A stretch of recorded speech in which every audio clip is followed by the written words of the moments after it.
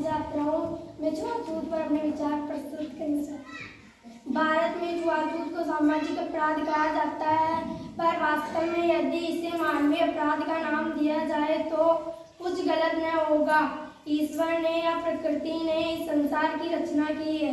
उसने सबको बराबर बनाया, प्रत्येक को सूर्य की रोशनी दी, हवा दी, जीवन निर्वाह के लिए खान पान के साधन दिए। जलवायु के कारण इंसान का रंग, कद तथा शारीरिक बनावट में भिन्नता हुई।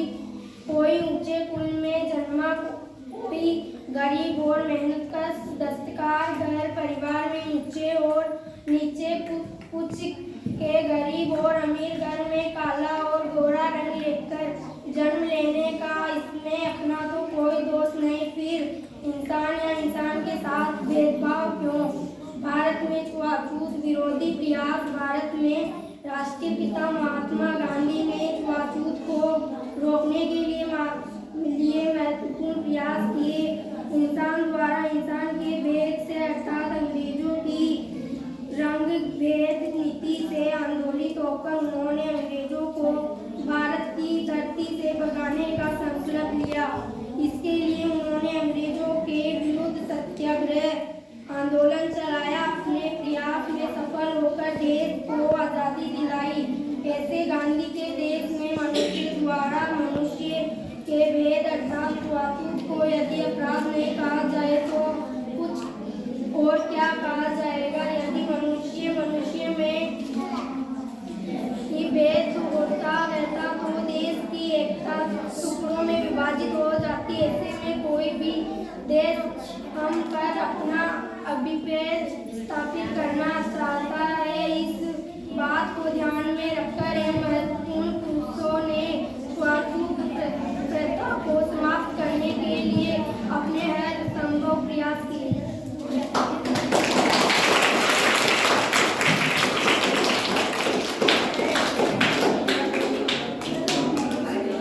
सामाजिक विरोधियों में मेरा नाम अंजलि राठौड़ है। मैं कक्षा 9 की छात्रा हूँ। मैं देश प्रथा पर अपने विचार व्यक्त करना चाहती हूँ। सब मिलकर अभियान चलाएं, देश प्रथा को जड़ से मिटाएं। विवाह के अवसर पर कन्या पक्ष द्वारा वर पक्ष को उपहार के रूप में दिया जाता है। उसे दहेज कहते हैं। दहेज प्रथा प्राचीन समय से चली आ रही है, जो आज पूरे समाज में बहुत तेजी से फैल रही है। आज ये बुराई का रूप धारण कर चुकी है। वह संपत्ति जो विवाह के समय कन्या पक्ष द्वारा वर पक्ष को दी जाती है। कन्या पक्ष द्वारा वस्तुएं, गहने आदि वर पक्ष को कन्या के साथ दिया जाता है। प्राचीन समय में दहेज एक सभ्य तरीके से बेटी को माता पिता द्वारा प्रेम पूर्वक उपहार स्वरूप दिया जाता था, वरना उपहार लेने में कैसे बुराई, परंतु आज दहेज प्रथा ने राक्षस का स्वरूप ले लिया है, जो आज की बेटियों के अरमानों का गला घोट रहा है, जो आज बेहतर लालच और अभिमान को देखते हुए लिया जा रहा है। जितना योग्य दूल्हा होगा उसके माता पिता द्वारा उतना ही दहेज दिया जाएगा।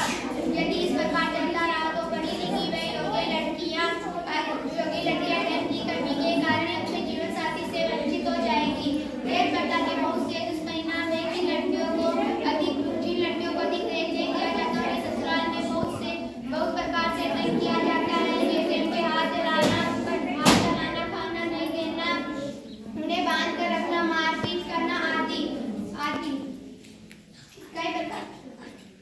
इस स्थिति से मुक्ति पाने के लिए बहुत सी लड़कियां आत्महत्या तक कर लेती है। दहेज जुटाने के लिए कन्या के परिवार को पैसे उधार लेना पड़ता है या अपनी संपत्ति, जेवरात, मकान आदि को गिरवी रखना पड़ता है या बेचना पड़ता है। दहेज देने के लिए कन्या के परिवार को अपनी आवश्यकता चीजों की कटौती करनी पड़ती है। दहेज जुटाने के लिए परिवार का जीवन स्तर गिर जाता है, से परिवार ऋणग्रस्त हो जाता है। देश के अभाव में कन्याओं का विवाह शिक्षित, योग्य, अयोग्य, कुरूप, अपंग व्यक्ति के साथ भी करना भी पड़ता है। ऐसी स्थिति में कन्या जीवन भर का शुटाना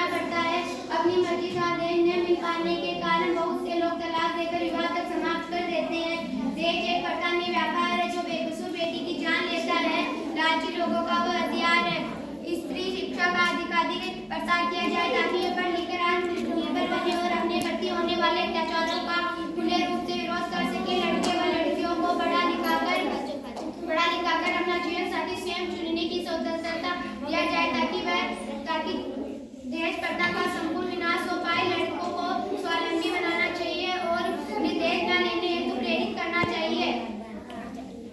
दहेज जैसी कुप्रथा को रोकने हेतु सामाजिक स्तर पर जागरूकता फैलानी होगी। हम सबको मिलकर अपनी सोच बदलनी होगी। लड़कों को दहेज न लेने हेतु प्रेरित करना होगा।